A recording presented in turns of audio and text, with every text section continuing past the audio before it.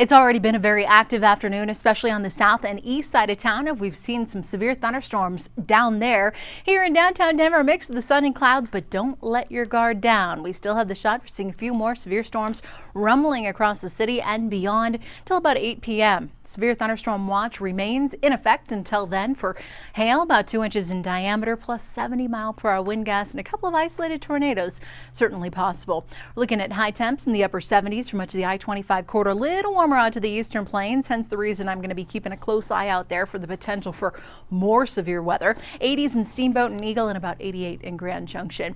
Stormy skies again off to our east. We're starting to see just one wave passing across the I-70 corridor and I-25 with a few more rounds to go throughout this evening. By about 9-10 o'clock, we'll be left with mostly cloudy skies and temperatures falling into the mid to upper 50s for much of the metro area, 60s in Broomfield, upper 40s around the Red Fiddle Lakes and through Estes Park. You'll look at the futurecast by 6 p.m. The strongest storms are positioned right there around I-76, but we're not quite done yet here in the Denver metro. By about 11 o'clock, still fairly active out east, but those storms will be pushing out throughout the overnight hours. 7 a.m. you're waking up to sunshine out to the high country. A beautiful start to the day with mostly cloudy skies for many of us.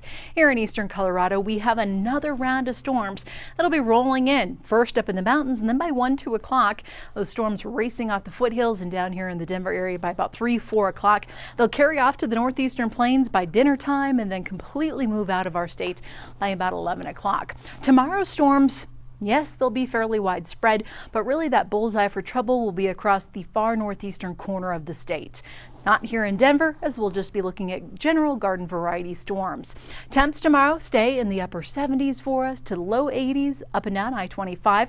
80s off to the eastern plains with some more 70s up through the high country. A little cooler in Grand Lake and Walden, and the upper 60s and about 77 in Aurora and through Parker. Storms on tap for us tomorrow, but then a ridge of high pressure builds back in Thursday and Friday. That brings us the heat. We'll be back to the 90s as we kick off the weekend with another round of storms coming our way early next week.